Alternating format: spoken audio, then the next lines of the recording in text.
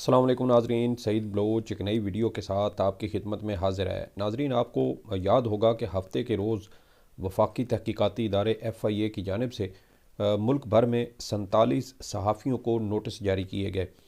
FIA की जानिब से जारी होने वाले इन नोटिस में ये कहा गया है कि ये सहाफ़ी मुबैना तौर पर सुप्रीम कोर्ट के जज साहिबान और रियासती इदारों के हवाले से गलत मालूमात फैलाने में मुलव्वस हैं और इन तमाम सहाफ़ियों को 30 और 31 जनवरी को FIA के मुल्क भर में जोनल दफातर में पेश होकर अपना जवाब जो है वो देने की हिदायत की गई थी। बहुत सारे सहाफ़ी दोस्तों को इस हवाले से नोटिस मौसूल हो चुके। कुछ सहाफ़ी दोस्तों को आज यानी मंगल के रोज़ नोटिस मौसूल हुए और वो बर वक्त नहीं पहुँच सके। और दूसरी जानिब सुप्रीम कोर्ट ऑफ पाकिस्तान में ये मामला चीफ जस्टिस काजी फ़ाइज़ ईसा की सरबराही में 3 रुकनी बेंच इस केस की समाअत कर रहा है। अब तक की जो पेशरफ्त है उसके ऊपर अगर हम बात करें तो मुझे सुप्रीम कोर्ट से कोई इंसाफ की उम्मीद अब नज़र नहीं आ रही। 2 समातें इसकी हो चुकी हैं और बज़ाहिर सुप्रीम कोर्ट ऑफ पाकिस्तान वकला तंजीमें जिनमें सुप्रीम कोर्ट बार एसोसिएशन और पाकिस्तान बार काउंसिल शामिल हैं और वफाकी हुकूमत, बज़ाहिर ये तीनों हमें एक ही पेज पर नज़र आते हैं।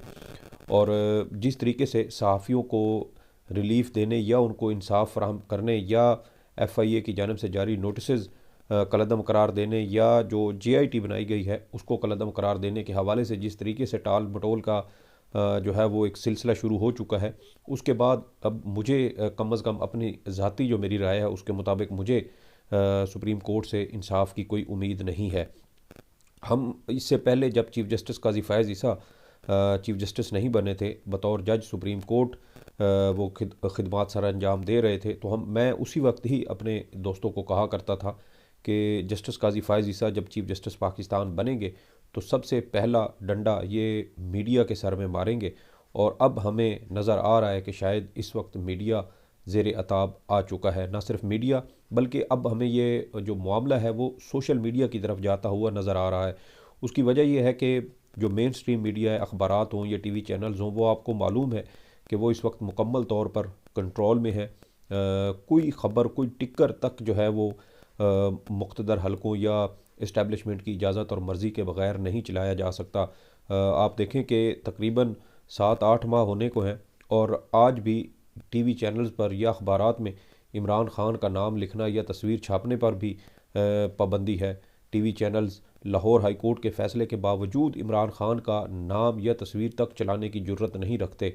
और इस सब हालात के बाद एक ही ऐसा प्लेटफार्म मौजूद था जहाँ पर आवाम अपनी भरपूर तरीके से आवाज़ उठाते थे और वो था सोशल मीडिया।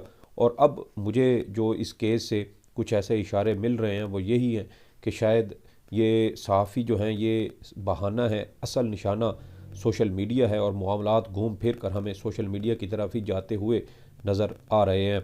आज भी केस की समाअत के दौरान जस्टिस मोहम्मद अली मज़हर की जानिब से ये ऑब्जर्वेशंस दी गई कि जो मेन स्ट्रीम मीडिया है उसको तो उसके हवाले से तो रेगुलेशन मौजूद है, लेकिन सोशल मीडिया के हवाले से कोई रेगुलेशन मौजूद नहीं है।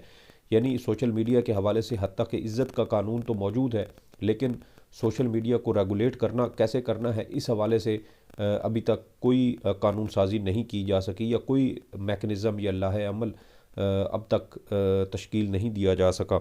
तो इन ऑब्ज़र्वेशन से मुझे ज़ाती तौर पर अब कोई अबहाम या कोई गलत फहमी बाकी नहीं रही कि ये सारा जो मामला है जो सुप्रीम कोर्ट ऑफ पाकिस्तान में सहाफ़ियों को बुनियाद बनाकर जो इस वक्त केस चलाया जा रहा है, ये आहिस्ता आहिस्ता में घूमता हुआ सोशल मीडिया की तरफ ही जाता हुआ दिखाई देगा और मुमकिन तौर पर रियासत एक बार फिर सोशल मीडिया को मज़ीद पाबंदियों और कानून साजियों के जो एक जाल है उसके अंदर जकड़ने की तैयारियां शायद कर चुकी है। लेकिन उसके साथ साथ जो इस केस की समाअत के दौरान हमें अब सहाफ़ियों को इंसाफ फराहमी की बजाय सहाफ़ियों की तज़लील होती हुई नज़र आ रही है। आज चीफ जस्टिस काजी फ़ाइज़ ईसा की जानिब से जिस तरीके से सहाफ़ियों को कोड़े खाने की बात कही गई और कहा गया कि माजी में तो सहाफ़ी कोड़े भी खाते रहे हैं और अब आपको शोकॉज़ नोटिस जारी हुए हैं, तो जो है वो ये बड़ा अजीब मामला है कि चीफ जस्टिस साहब हमें बता रहे हैं कि माजी में सहाफ़ी कोड़े खाते रहे। तो जिस वक्त सहाफ़ियों को कोड़े मारे गए थे उस वक्त एक फ़ौजी आमिर की हुकूमत थी, उस वक्त जनरल ज़ियाउल हक़ की हुकूमत थी, और उस वक्त आइन जो है वो एक तरह से मुअत्तल था। और आज निगरान हुकूमत है, PDM की जमहूरी हुकूमत में भी सहाफ़ियों के साथ मज़ालिम और जो है और जुल्म किए गए, लेकिन उस वक्त भी जस्टिस काजी फ़ायज़ ईसा खामोश रहे। और अब जब निगरान हुकूमत के दौर में ये सब कुछ हो रहा है तो इस पर भी चीफ जस्टिस काजी फ़ायज़ ईसा सहाफ़ियों को इंसाफ फ़राहम करने की बजाय उनको तंज़ और तनकीद का निशाना बना रहे हैं कि माजी में सहाफ़ी कोड़े खाते रहे हैं, तो अब भी उन्हें हिम्मत करनी चाहिए। शायद उनके कहने का यही मकसद है कि अब भी उन्हें हिम्मत करनी चाहिए, लेकिन चीफ जस्टिस साहब शायद भूल रहे हैं कि 2022 में पाकिस्तान के जो सीनियर एंकर थे अरशद शरीफ, उनको कीनिया में कत्ल किया गया। इमरान रियाज को 5 महीने गायब रखा गया। इसके अलावा मुल्क भर में दर्जनों ऐसे सहाफ़ी मौजूद हैं जिनके खिलाफ जेली मुकदमात बनाए गए, ख़बरें छापने पर उनको गिरफ़्तार किया गया। लाहौर से शाहिद असलम हमारे सामने मौजूद हैं, इस्लामाबाद में खालिद जमील साहब मौजूद हैं जिनको ट्वीट्स करने की बुनियाद पर जो है वो गिरफ़्तार किया गया। तो ये सारी चीज़ें हमारे सामने हैं। चीफ जस्टिस साहब हमें ये लेक्चर ना दें कि हमने माजी में किन हालात में गुजारा किया है और अब हम कैसे इस मुश्किल से निकलेंगे और मुस्तकबिल में हम अपने हवाले से क्या क्या लाहे अमल तय करेंगे। वक्त एक जैसा नहीं रहता, ये मुश्किल वक्त नहीं था, अब है, मुस्तकबिल में ये फिर इंशाअल्लाह ख़त्म हो जाएगा। लेकिन ये बातें हमें ज़रूर याद रहेंगी कि जब सहाफ़ी मुश्किल में थे तो चीफ जस्टिस पाकिस्तान ने इंसाफ फ़राहम करने की बजाय सहाफ़ियों की तज़लील की और उनको तंज़ का जो है वो निशाना बनाया। और मेरी ज़ाती राय ये है कि अब सहाफ़ियों को इस केस से अलग हो जाना चाहिए। सहाफ़ियों को मुझे सुप्रीम कोर्ट से इंसाफ मिलता हुआ नज़र नहीं आ रहा, और वो तमाम साहब हमारे सहाफ़ी दोस्त जिनको शोकाज़ नोटिस जारी हुए हैं वो FIA के सामने उनको पेश होना चाहिए, अपने वकला के साथ पेश हों और मुमकिन हो सके तो मुख्तलिफ़ अदालतों में इन नोटिस को चैलेंज करें, JIT की तश्कील को चैलेंज करें, क्योंकि इस्लामाबाद हाई कोर्ट ये फ़ैसला दे चुकी है कि अगर किसी की सोशल मीडिया पर कोई तज़हीक की जाती है तो फिर वो फ़र्द जो है वो शिकायत करवाएगा। यानी एक जो असल ज़िंदा इंसान है उसको जो है वो ये शिकायत दर्ज करवानी चाहिए, रियासत उसमें फ़रीक नहीं बन सकती। अब बहुत सारे हमारे सहाफ़ी दोस्त हैं जिनको नोटिस जारी हुए हैं और उसमें रियासत जो है वो शिकायत कुनिंदा बनी हुई है, जो इस्लामाबाद हाई कोर्ट के उन फ़ैसलों की वाज़े तौर पर खिलाफ वर्जी है। तो इसलिए मेरे ख़्याल में सहाफ़ी दोस्तों को इन तमाम नोटिस का सामना करना चाहिए, मुकाबला करना चाहिए, बिल्कुल खौफज़दा नहीं होना चाहिए। तमाम सहाफ़ती तंजीमों को इस पर मुतहद होने की ज़रूरत है। ये मुश्किल वक्त इससे पहले भी सहाफ़ियों पर आते रहे हैं, सहाफ़ी मारें खाते रहे हैं, तशद्दुद बर्दाश्त करते रहे हैं, ये कोई नई बात नहीं है। लेकिन इस तरीके से सहाफ़ियों की तज़लील करना और उनको तज़हीक का निशाना बनाना मेरे ख़्याल में ये इंतहाई नामुनासिब है, और ये चीफ जस्टिस पाकिस्तान की मेरे ख़्याल में जो उनका ओहदा है या उनकी जो ज़ात है उनको ये उनके ये शायान शान नहीं है। इसके अलावा जस्टिस मुसर्रत हिलाली साहबा की जानिब से भी आज इस तरीके से ये ऑब्ज़रवेशन दी गई कि अब चूँकि मामला आम इंतखाबात के बाद तक मुलतवी किया गया है, मार्च के पहले हफ्ते तक इस केस की समाअत गई है। इस दौरान जस्टिस मुसर्रत हिलाली साहबा की जानिब से कहा गया सीनियर सहाफ़ी मतीउल्लाह जान को मुखातिब करते हुए कि इस दौरान आप लोग थोड़ा एहतियात करें, और साथ खड़े जो अटारनी जनरल थे उन्होंने भी जस्टिस मुसर्रत हिलाली की जो ऑब्ज़रवेशंस थी इनको सहाफ़ियों के ख़िलाफ़ इस्तेमाल करने का इंदिया दिया, जिस पर सीनियर सहाफ़ी मतीउल्लाह जान की जानिब से फ़ौरी तौर पर इसमें मदाखलत की गई और कहा गया कि जस्टिस मुसर्रत हिलाली साहबा के जो रिमार्क्स हैं इसके सहाफ़ियों पर चिलिंग इफ़ेक्ट्स आएंगे। यानी जजेस को ऐसी ऑब्ज़रवेशन नहीं देनी चाहिए जिसको बुनियाद बनाकर वफाकी हुकूमत या रियासती इदारे उनको सहाफ़ियों के ख़िलाफ़ इस्तेमाल कर सकें। हमारे जज साहबान भी फ़ैसले देते हुए और ऑब्ज़रवेशन देते हुए ख्याल नहीं रखते, और जब सहाफ़ी उनकी बुनियाद पर तनकीद करते हैं तो फिर सहाफ़ी जो हैं वो मज़ीद निशाने पर आ जाते हैं। इस तमाम तर कार्रवाई में जो वकला तंजीमों का किरदार है, ख़ास तौर पर सुप्रीम कोर्ट बार एसोसिएशन का किरदार, वो इंतहाई शर्मनाक है।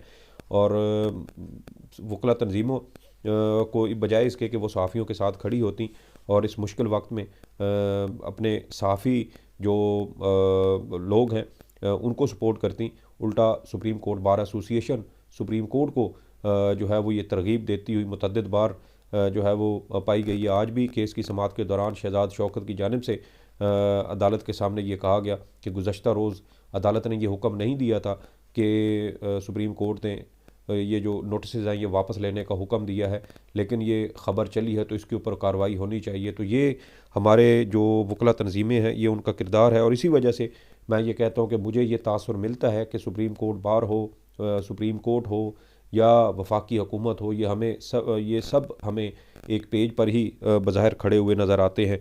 और केस की समाअत के दौरान हमने ये भी देखा कि सहाफ़ियों के ज़ाब्ता अखलाक की जो है वो चीफ़ जस्टिस काज़ी फ़ायज़ ईसा की जानिब से बात की गई। तो सवाल सर यहाँ पर यह है कि अगर सहाफ़ियों के ज़ाब्ता अखलाक पर आप जाएंगे तो फिर जजेस का ज़ाब्ता अखलाक भी होना चाहिए, वकला का ज़ाब्ता अखलाक भी होना चाहिए, और उन तमाम लोगों के ख़िलाफ़ भी कार्रवाइयाँ होनी चाहिए जो अपने ज़ाब्ता अखलाक की ख़िलाफ़ वर्जियाँ करते हैं। कितने वकला के ख़िलाफ़ अपने जो ज़ाब्ता अखलाक है वकला का, बार काउंसिल और बार एसोसिएशंस का, उसके तहत कितने वकला के ख़िलाफ़ कार्रवाइयाँ हुई हैं। तो मेरे ख्याल में ये वो रास्ता है जिसके ऊपर सुप्रीम कोर्ट को और सहाफ़ती जो वकला तंजीमें हैं उनको नहीं चलना चाहिए, क्योंकि फिर सहाफ़ी ख़बरें निकालेंगे, ख़बरें देंगे, और उससे फिर वकला तंजीमों को भी और सुप्रीम कोर्ट को भी यकीनन वो चीज़ें पसंद नहीं आएंगी। क्योंकि अगर सहाफ़ियों के ज़ाब्ता अखलाक सुप्रीम कोर्ट ने या वकला तंजीमों ने बनाना है तो फिर सहाफ़ी भी ये आवाज़ उठा सकते हैं कि वकला के जो ज़ाब्ता अखलाक है, ये जजेस का ज़ाब्ता अखलाक है, उसके ऊपर भी काम होना चाहिए।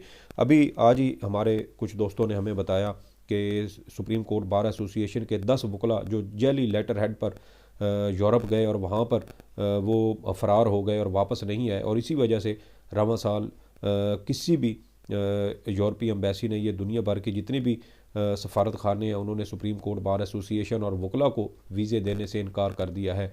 इस्लामाबाद में लेजेंड होटल का वो मकाम जहाँ से सुप्रीम कोर्ट बार एसोसिएशन माहाना 40 लाख रुपए के करीब जो किराया समझ लें या उसको जो है वो जो उसका रेंट बनता है वो वसूल कर रही है, और सुप्रीम कोर्ट के एक जज उस के जो हैं वो निगरान बने हुए हैं। तो इस तरह बहुत सारी ऐसी चीज़ें हैं जिसके ऊपर फिर सहाफ़ी ख़बरें दे सकते हैं। सहाफ़ियों के पास चूँकि इन्फॉर्मेशन कम नहीं होती, बहुत ज़्यादा होती है।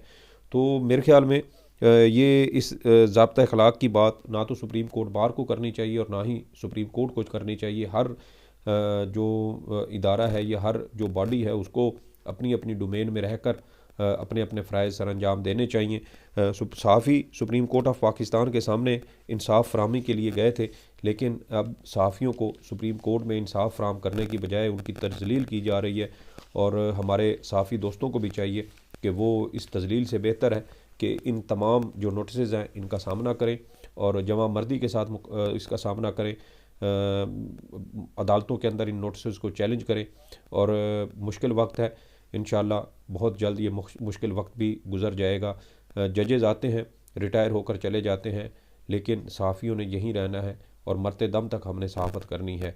हमें किसी चीज़ से डरना नहीं चाहिए और सबको मुतहद रहना चाहिए। इंशाअल्लाह ये मुश्किल वक्त हम अच्छी तरह से गुजार लेंगे। ये कुछ तफसीलात थी जो आपके साथ शेयर करना थी इस वीडियो के बारे में। आपकी जो भी आरा हो फीडबैक ज़रूर दीजिएगा। सईद बलोच को इजाज़त दें। अल्लाह हाफ़िज़।